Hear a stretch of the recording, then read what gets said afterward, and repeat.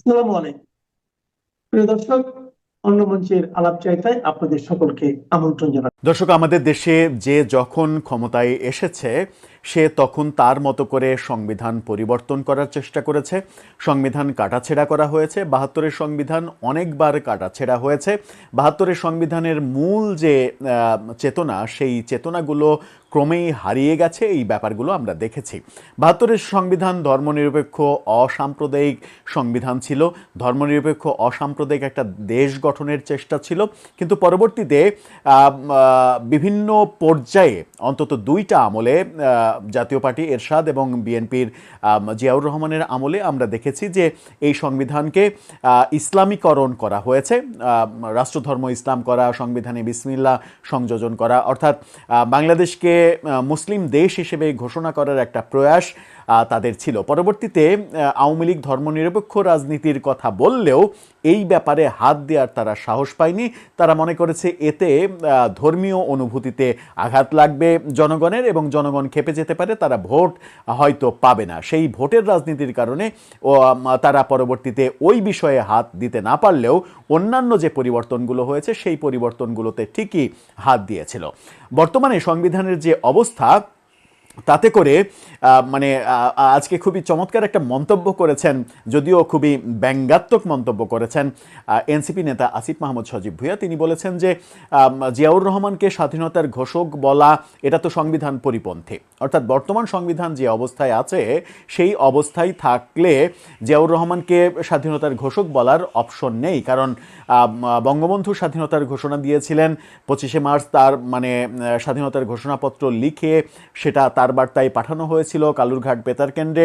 সেই ব্যাপারগুলোই ইতিহাসে বেশি প্রতিষ্ঠিত। কিন্তু বিএনপি বিভিন্ন সময়ে দাবি করেছে যে জিয়াউর রহমান, মেজর জিয়া স্বাধীনতার ঘোষণা দিয়েছেন কখনো ২৬শে মার্চ, কখনো ২৭ মার্চ। এই বিতর্কগুলো ছিল, কিন্তু আমরা ইতিহাস থেকে যেটা জানি সেটা হচ্ছে যে কালুরঘাট বেতার কেন্দ্র থেকে বঙ্গবন্ধুর পক্ষে মেজর জিয়া তার ভয়েসটা অবশ্যই সাধারণ মানুষকে অনুপ্রাণিত করেছিল। একজন সেনা কর্মকর্তা যখন এরকম একটা মেসেজ দেন তখন সেটা সাধারণ মানুষের কাছে গ্রহণযোগ্য হওয়ারই কথা। কিন্তু ওই বিতর্ক থেকে গেছে, তারিখটা ২৬শে মার্চ নাকি ২৭শে মার্চ। ২৭শে মার্চে যদি দিয়ে থাকেন তাহলে ২৬শে মার্চ মহান স্বাধীনতা দিবস হয় কি করে? তাহলে ২৬শে মার্চে কে ঘোষণা দিল? এই বিতর্ক অনেক দিন থেকেই আমরা দেখছি। এবার বিএনপি সরকার আবার ক্ষমতায় এসেছে। বিএনপি সরকার যখন আবার ক্ষমতায় এসেছে তখন স্বাধীনতা দিবস আমরা অতিক্রম করলাম একদিন আগেই।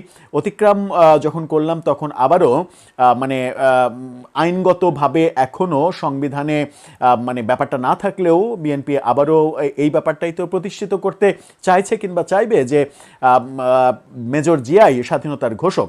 এবং স্বরাষ্ট্রমন্ত্রী সালাউদ্দিন আহমেদ তিনি বলেছেন যে মেজর জিয়া প্রথমে নিজে ঘোষণা দেন এবং তারপরে শেখ মুজিবের পক্ষে ঘোষণা দেন। এই কথাটা তিনি বলেছেন। এটা অবশ্য সত্য কথা যে প্রথমে প্রেসিডেন্ট জিয়া এভাবে বলেছিলেন।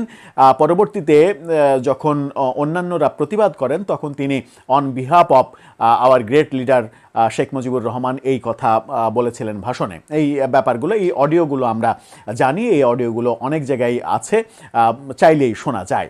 কিন্তু এখন প্রশ্ন উঠেছে যে বিএনপি যখন ক্ষমতায় এসেছে এবং বিএনপির যখন ২/৩ সংখ্যাগরিষ্ঠতা তারা লাভ করেছে, তখন সংবিধান কি পরিবর্তিত হবে?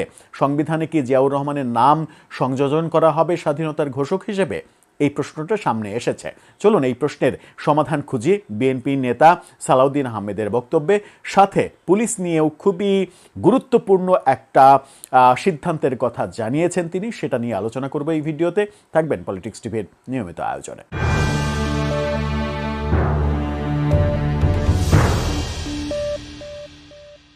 দর্শক, মহান স্বাধীনতার ঘোষক কে, এই বিতর্কের অবসান বোধহয় বাংলাদেশের ইতিহাসে কোনোদিনই ঘটবে না। সেই আলোচনায় যাওয়ার আগে ছোট্ট করে জানিয়ে দিই, নতুন একটি চ্যানেল ফুড ফর অল, যারা ক্ষুধার্ত মানুষের মাঝে খাবার বিতরণ করে, রান্না করা খাবার, মহান স্বাধীনতা দিবস ২৬শে মার্চ থেকে তারা যাত্রা শুরু করেছে।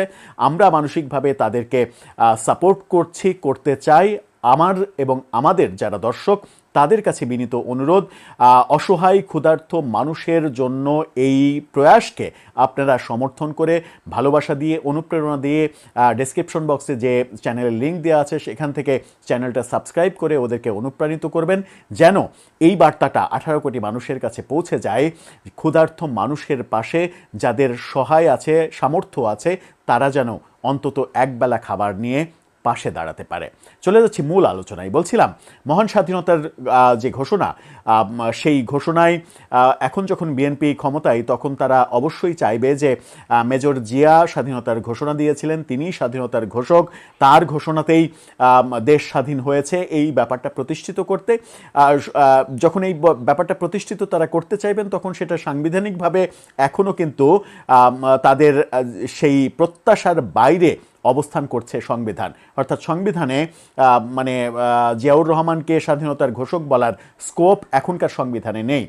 সেই কারণেই প্রশ্ন উঠছে, সংবিধান কি পরিবর্তিত হচ্ছে? বিএনপি কি সংবিধান পরিবর্তন করবে? গণমাধ্যম কি বলছে?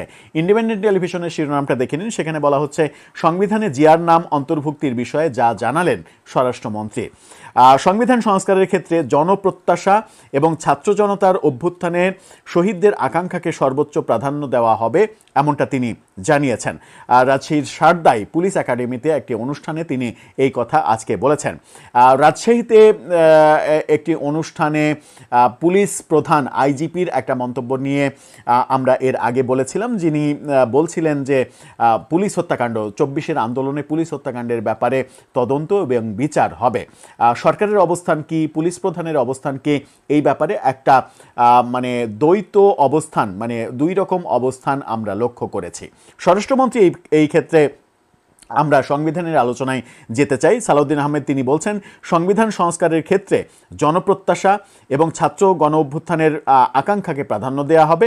বিশেষ করে রাজনৈতিক দলগুলোর মধ্যে স্বাক্ষরিত জুলাই সনদের ভিত্তিতে সমঝোতার মাধ্যমে, অর্থাৎ যে ব্যাপারগুলোতে সমঝোতা হয়েছে সেই ব্যাপারগুলো নিয়ে তারা আগাবে। সংবিধানে জিয়াউর রহমানের নাম স্বাধীনতার ঘোষক হিসেবে অন্তর্ভুক্ত করা হবে কি না, সাংবাদিকদের এমন প্রশ্নের জবাবে তিনি বলেন, এসব বিষয়ে সংবিধান সংস্কার সংক্রান্ত কমিটি গঠন করা হবে এবং সেখানে বিস্তারিত আলাপ আলোচনা করা হবে। জুলাই সনদ এর ভিত্তিতে আমরা সবকিছু অগ্রাধিকার দিয়ে সবকিছু প্রণয়ন করব। সেখানে বাংলাদেশের মানুষের বর্তমান সময়ের প্রত্যাশা এবং জুলাই অভ্যুত্থানের শহীদদের স্বপ্নকে গুরুত্ব দেয়া হবে। এই কথা সালাউদ্দিন আহমেদ বললেও আমরা জানি যে মানে গণভোট এটা বাতিল হয়ে যাচ্ছে। বিএনপির বিভিন্ন সূত্র থেকে এরকম খবরই পাওয়া যাচ্ছে। সাংবিধানিক পরিষদ গঠন এবং শপথ নেওয়া, এই ব্যাপারগুলো বাতিল হয়ে যাচ্ছে। অর্থাৎ 133টা মানে যে অধ্যাদেশ জারি করেছে প্রফেসর ইউনূস সরকার, তার মধ্যে অন্তত 20 থেকে 22টি অধ্যাদেশ পাশ হচ্ছে না, এরকম খবর আসছে। সংসদীয় কমিটিতে যে ঐক্যমতের ব্যাপারটা হয়েছে সেটা 113টা, সর্বোচ্চ 113টা অধ্যাদেশে ঐক্যমত হয়েছে, এই ব্যাপারে আমরা জানি। সুতরাং সব কিছু যে ওই ঐক্যমতের ভিত্তিতে হবে সেটা নয়। 2/3 সংখ্যাগরিষ্ঠতা যেহেতু বিএনপির রয়েছে, বিএনপি চাইলে একাই সংবিধান যা ইচ্ছা তাই করতে পারে, কিন্তু যা ইচ্ছা তা তো করবে না, নিজেদের যেগুলো প্রয়োজন সেগুলোই করবে। সেই ক্ষেত্রে জিয়াউর রহমানকে স্বাধীনতার ঘোষক হিসেবে সংবিধানে লেখার এই ব্যাপারটা তারা করবে কিনা, এটা একটা কোটি টাকার প্রশ্ন।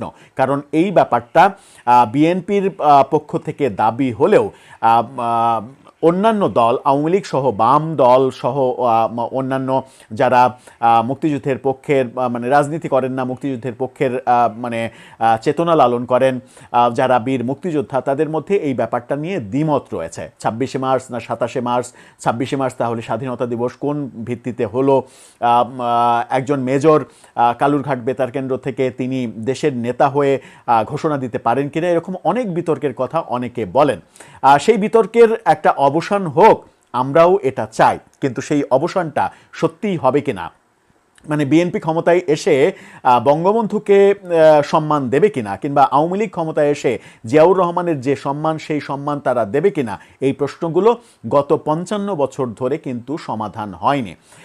এই ব্যাপারে স্বরাষ্ট্রমন্ত্রী ব্যাপারটা এড়িয়ে গেলেও সংবিধান সংস্কার মানে যে কমিটি সংক্রান্ত সংসদীয় কমিটি সিদ্ধান্ত নেবে, আলোচনা করবে, এই ব্যাপার বললেও আমার মনে হয় যে বিএনপি সেই পথে হাঁটতেও পারে। তবে সেই পথে হাঁটাটা তাদের কতটা উচিত হবে, কতটা অনুচিত হবে, সেটা হয়তো সময়ই বলে দেবে।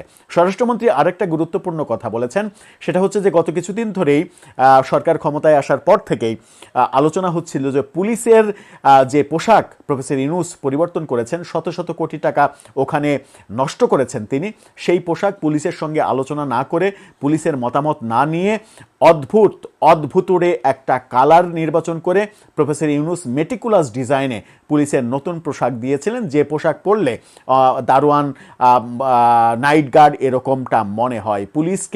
পুলিশের ঐতিহ্য থেকে দারোয়ান নাইট গার্ডে নামিয়ে আনার মেটিকুলাস প্ল্যানটা প্রফেসর ইউনূসের ছিল। এই সরকার আসার পর থেকে পুলিশের এই ক্ষোভটা প্রকাশ্যে চলে এসেছে। স্বরাষ্ট্রমন্ত্রী আজকে জানিয়ে দিয়েছেন যে পুলিশের পোশাক পরিবর্তন হয়ে যাচ্ছে। এই শিরোনামটা দেখে নিন, সেখানে বলা হচ্ছে ফের পরিবর্তন আসছে পুলিশের পোশাকে। তিনি বলছেন যে এটা নিয়ে পুলিশের মধ্যে অসন্তুষ্টি রয়েছে নতুন পোশাক নিয়ে, সুতরাং পুরনো বলছেন যে বাংলাদেশের পুলিশের বর্তমান পোশাকে পরিবর্তন আনা হতে পারে এবং ঐতিহ্যবাহী ইউনিফর্মে ফিরে যাওয়ার চিন্তা চলছে।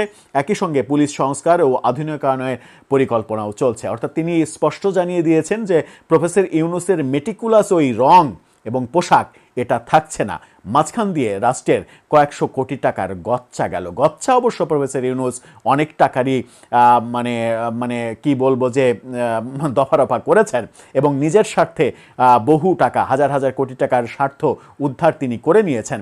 অনেকে বলেন যে এই ডিপ স্টেটের প্ল্যান বাস্তবায়ন করতে প্রফেসর ইউনূসের যে ইনভেস্ট ছিল, সেই ইনভেস্টটা তুলে নেওয়ার তো চেষ্টা তিনি করবেন এবং তিনি 1.5 বছরে তার ওই ইনভেস্টের কয়েক গুণ তুলে নিয়েছেন নিজের কর্মৌকুব করে। গ্রামীণ ব্যাংক, এটা ওটা সব মিলিয়ে, গ্রামীণ ফোন সব মিলিয়ে নিজের স্বার্থসিদ্ধি যা যা করা দরকার সেগুলো করেছেন। অথচ তার চেলাপেলারা বলে বেড়ান প্রফেসর ইউনূস এতই সহজ সরল সাদামাটা মানুষ যে তার একটি ব্যক্তিগত গাড়িও নেই। অথচ ক্ষমতায় থেকে যাওয়ার পরে মাত্র কয়েকদিন পরেই আমরা দেখেছি ইউনূস সেন্টারে, রাজকীয় সেই ভবনে বসে গ্রামীণের যত কোম্পানি রয়েছে সেই কোম্পানিদের কোম্পানির সিইও কিংবা প্রধান হিসেবে যাদেরকে তিনি বসিয়ে রেখেছেন তাদের ডেকে বোর্ড মিটিং করছেন, এই মিটিং করছেন, ওই মিটিং করছেন।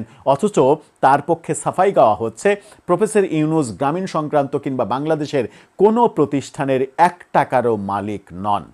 দর্শক, মেটিকুলাস এই ব্যাপারটা থেকে আমরা কবে মুক্তি পাব, কিংবা প্রফেসর ইউনূসের মেটিকুলাস ব্যাপারটা নতুন সরকার, বিএনপি সরকারও অব্যাহত রাখবে কিনা? আমরা চাই অব্যাহত না রাখুক এবং নতুনভাবে গণতান্ত্রিক পথে সব কিছু আগাক। বিশেষ করে মুক্তিযুদ্ধের প্রশ্নে যেন কোনো বিতর্ক তৈরি না হয়। অনেক হয়েছে, 55 বছরে মুক্তিযুদ্ধের ইতিহাস নিয়ে অনেক বিতর্ক তৈরি হয়েছে। সেই বিতর্কের অবসান ঘটুক এবং সেই অবসানটা বিএনপি সরকারের হাত দিয়েই ঘটুক। সবাইকে সম্মান করার রেওয়াজটা তৈরি হোক, সেই প্রত্যাশা আমাদের। আপনার প্রত্যাশা কি জানিয়ে লিখতে পারেন আমাদের কমেন্ট বক্সে।